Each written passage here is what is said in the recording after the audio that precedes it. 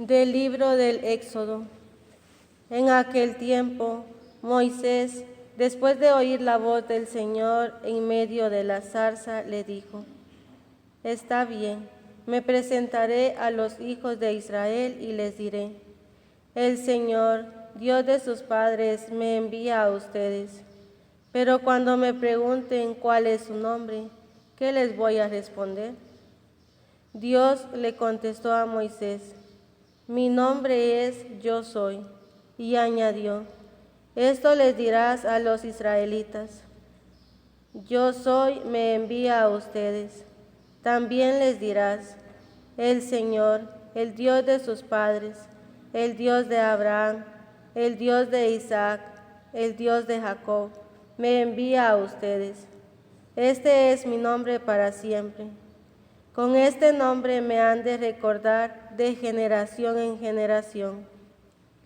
Ve a reunir a los ancianos de Israel y diles: El Señor, el Dios de sus padres, el Dios de Abraham, de Isaac y de Jacob, se me apareció y me dijo: Yo he venido a ustedes porque he visto cómo los maltratan en Egipto.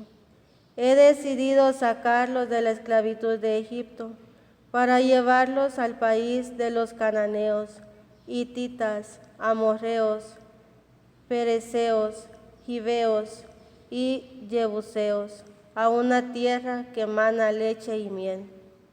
Los ancianos de Israel escucharán tu voz, y tú irás con ellos a ver al faraón y le dirán: El Señor, el Dios de los hebreos, se nos ha aparecido. Permítenos caminar 3 días por el desierto para ofrecer sacrificios al Señor nuestro Dios.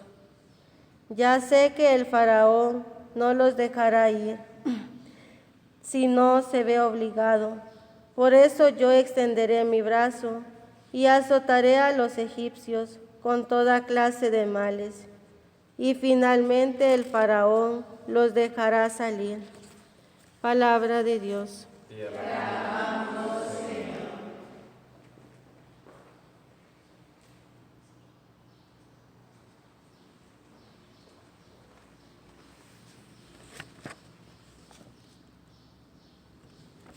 El Señor nunca olvida sus promesas. Aclamen al Señor y denle gracias, relaten sus prodigios a los pueblos, entonen en su honor himnos y cantos, celebren sus portentos. El Señor nunca olvida sus promesas. Ni aunque transcurran 1000 generaciones, se olvidará el Señor de sus promesas, de la alianza pactada con Abraham, del juramento a Isaac que un día le hiciera. El Señor nunca olvida sus promesas. Dios hizo a su pueblo muy fecundo, más poderoso que sus enemigos. A estos les endureció el corazón para que odiaran a su pueblo y le pusieran acechanzas a sus siervos. El Señor nunca olvida sus promesas. Pero envió a su siervo Moisés y a Aarón su elegido, a que hicieran contra ellos sus señales anunciadas, sus prodigios en la tierra de Egipto. El Señor nunca olvida sus promesas.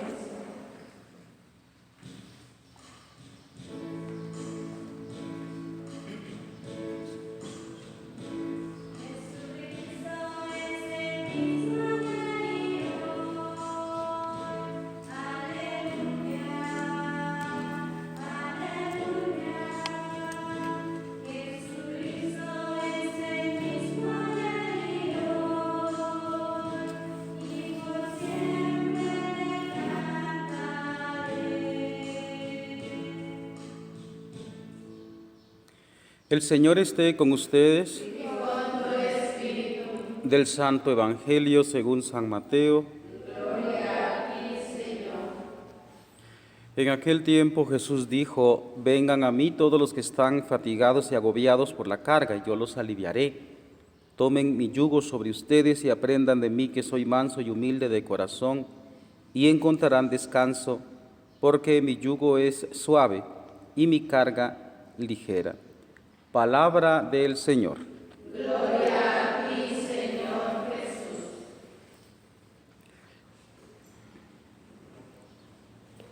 Me gusta mucho la imagen que tiene el Salmo 130, en donde describe al niño o a Israel como un niño en brazos de su madre. Ya sabemos nosotros esa imagen. En contraposición, hay veces me gusta poner a mí aquello de, porque también he tenido esa experiencia de haberlo visto, un niño perdido en el mercado o perdido a saber dónde. Y entonces el niño que no tiene a la vista a su mamá, pues empieza, por decirlo de esta manera, con palabra moderna, empieza a estresarse, ¿no? Y empieza a inquietarse y a llorar, ¿y dónde está mi mamá? Y se siente espantado, siente que se lo come el león, siente que sale culebra, y no hay culebra, no hay león, sino que simplemente perdió de vista a su mamá, y con eso es suficiente para que el niño la pase bastante mal. Entre otras cosas, porque el niño no tiene como el concepto del tiempo, especialmente si es un niño chiquitito. Entonces se vuelve eterno ese tiempo y se inquieta y se estresa y bueno, empieza a llorar. El mundo está así, lastimosamente, como estresado, más ahorita por las circunstancias que estamos viviendo. Uno se da cuenta que la gente anda muy inquieta, muy estresada. Muchos toman pastillas antidepresivas, una cantidad de medicamentos que toman. Uno va por la calle en el vehículo y uno no puede pararse un segundo frente a alguien porque le tocan la bocina y le mencionan con la bocina a la madre a uno. Así está el mundo. Así está el mundo, uno se da cuenta, ¿no? En estos días he tenido yo insultos así de esa manera. Y el mundo está estresado. Y la razón, pues creo que le estamos haciendo demasiado caso, hay veces a profesionales y filósofos y científicos que nos instan a alejarnos de Dios. Y el Señor dice, vengan a mí, y uno sigue terco en, me alejo de ti. Así está el mundo, lastimosamente, ¿verdad? Y como digo, esa imagen que pues a mí me enternece mucho, como les he dicho algunas otras veces, yo porque soy muy pues devoto de Teresita, el Niño Jesús, y ella presenta también así como niña y la infancia espiritual, ¿no? Pero me gusta mucho esa imagen, precisamente porque la humanidad, si viniera más a Dios, se sentiría mejor. No es, por supuesto, no es que el Señor nos va a quitar toda la carga. El problema está en que nosotros a veces queremos que Dios nos quite absolutamente todo, que no haya enfermedad, que no haya preocupación, que no haya problemas. Uno quiere que Dios le quite absolutamente todo y eso no es así. Jesucristo dice aquí, vengan a mí todos los que están fatigados y agobiados por la carga, yo los aliviaré, tomen mi yugo. El yugo también es una carga, solo que es una carga muy suave, que uno puede llevar, ¿verdad? Pero el problema es que uno se aleja de Dios y uno se echa algo bien pesado encima. Escuchaban estos días, o más bien leía en estos días algo muy interesante. Sin Dios, hasta uno mismo es pesado para sí mismo. Qué espantoso. Uno mismo se convierte en carga para sí mismo. Y entonces uno se estresa. El estrés, pues según ahí más o menos la definición, no tengo la definición exacta, pero es cuando la realidad supera la capacidad de nosotros. Entonces, así está el mundo, lastimosamente, ¿verdad? Y en este sentido es muy interesante reflexionar un poco en torno a la primera lectura que hemos escuchado del libro del Éxodo, ¿no? En donde aparece el nombre de Dios. Dios revela su nombre a Moisés. En nuestra cultura sabemos de que no tiene mucho interés que alguien nos diga su nombre. Pues se llama Francisca, se llama Antonio, lo que sea. No tiene mucha densidad el nombre, ¿no? Es más, uno se llama por apodos, ¿va? Uno se llama por apodos. A mí me decían mejor no les digo. No, gracias a Dios ha prevalecido mi apellido. Como mi apellido es Guerra, entonces no me han puesto apodo. Me han dicho apodo alguna vez, pero siempre prevalece mi apellido. No sé por qué tiene esa densidad. Mi apellido, y entonces la María me dice Guerra. ¿Va? A la mayoría tiene sus apodos, pero a lo que hoy iba con esto es que nuestra cultura no tiene como mucho peso que alguien nos diga su nombre. A uno se le olvida, a mí se me olvida, yo soy muy olvidadizo, ¿verdad? Y se me olvidan los nombres. Pero en la cultura bíblica es completamente diferente. Mi mamá acaba de morir, hace 2 años. Mi papá lo conocí muy poco también porque me lo arrebataron, lo asesinaron. Él se llamaba Abraham y mi mamá se llamaba Lorenza. Y cuando uno escucha el nombre de una persona que uno ama, uno está involucrado con una persona que uno ama, no necesariamente en el amor pues de novios o de esposos, es decir, de pareja, no necesariamente en ese amor, sino pues el amor de madre, el amor de hijo, el amor, pues qué sé yo, a una amiga, a un amigo, primo o prima. Cuando uno ama a una persona mucho, hable de quien sea, ¿verdad? Sea familiar o no sea familiar, entonces esa persona implica mucho en la vida de uno,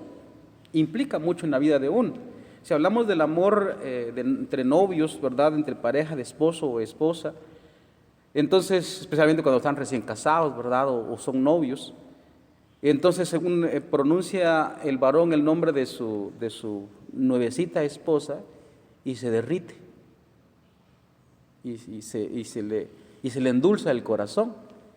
Lo mismo digo yo para ella, ¿no? Pronuncia el nombre de su amado, ¿verdad? Y entonces le endulza el corazón.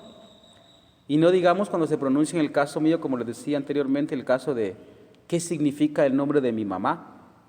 El nombre de mi mamá, pues significa toda esa ternura que me regaló mi mamá, todo ese crecimiento que ella tuvo conmigo, me hizo crecer, me hizo nacer para esta vida, me cubrió con sus cariños todo el tiempo, y ahora les digo, pues la extraño bastante.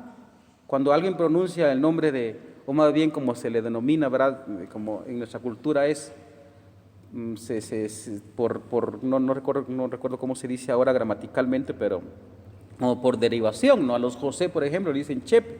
En el caso de mi mamá Lorenza, Doña Lencha. Y entonces, cuando alguien me dice ¿cómo era Doña Lencha?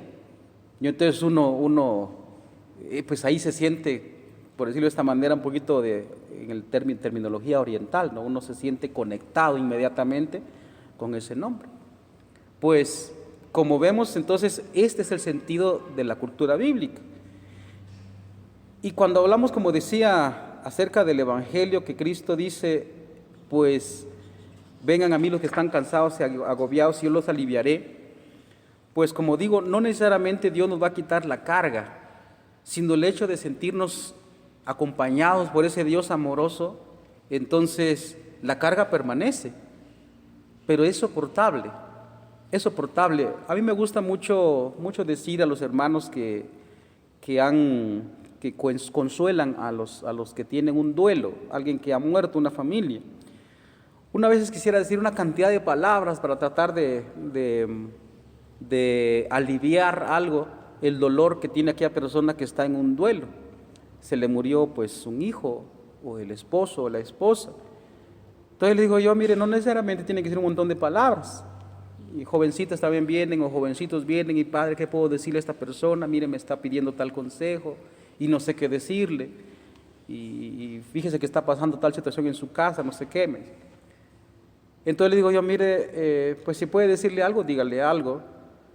Pero no necesariamente tiene que decirle cosas, sino con el hecho de que usted lo acompañe, ya es un alivio para esa persona, ya es la mitad de la carga, uno se siente acompañado, así como les digo, como el niño que percibe la presencia de la madre, si está ahí se siente absolutamente seguro, desestresado, sabroso, pero si desaparece la mamá, el mundo se le viene encima, es un peso grandote, solo con el hecho de estar es suficiente. Y tanto el Papa Francisco como el Papa Benedicto lo dijeron, el mundo está como sin papá, ahorita que estamos hablando del año de San José. El mundo está como sin papá y muchos niños se sienten muy mal porque no tienen papá. Yo he escuchado, incluso recibido las lágrimas de los niños cuando dicen algo que me parece muy increíble, ¿va? En contra de lo que la pedagogía dice por ahí. Entonces, dice el niño, yo quisiera que mi papá esté conmigo, no importa que me regañe, incluso que me pegue, pero que esté conmigo, estar. Es tan importante eso, ¿verdad? Y entonces uno se da cuenta de lo que significa Dios en nuestra existencia, ¿verdad? Si hablamos del Antiguo Testamento, como ya lo hemos indicado, solo escuchar el nombre del Señor, ¿verdad? ¿Por qué? Porque en el momento actual nos estamos confiando demasiado a la ciencia, a la técnica, y resulta que nos llevan por mal camino y uno se siente estresado, como ya he dicho, ¿verdad? Uno se siente estresado, toma pastillas antidepresivas, toma esto, toma lo otro, ¿verdad? Y entonces, pero todo eso se viene para abajo, El nombre que Dios se revela a Moisés, ya sabemos, es Yahvé, Yahvé, gramaticalmente hablando de la gramática hebrea, Yahvé. Si lo decimos con la carta a los hebreos, como se cantó en el Aleluya, Jesucristo es el mismo ayer y hoy y siempre. Pues no es que yo esté tan grande, ¿no? Pero más que todo lo digo por el estudio de la historia, de la filosofía, del pensamiento humano. Por ejemplo, Augusto Comte decía él, yo mismo voy a predicar el positivismo porque el cristianismo se cae. Federico Nietzsche había declarado la muerte de Dios. Y así vamos retrocediendo en el tiempo una cantidad de gente que ha dicho que aquí llegó el cristianismo, aquí se acaba. Si regresamos hasta los mismos orígenes del cristianismo, también el Imperio Romano, también con la grande persecución que se tuvo en los primeros siglos, primero, segundo, tercero, incluso hasta cuarto, pues vamos a exterminar el cristianismo de nuestro imperio, de la tierra. Nunca pudieron hacerlo. Y por más, incluso hoy en el pensamiento moderno se habla de una posverdad y de una cultura post-cristiana.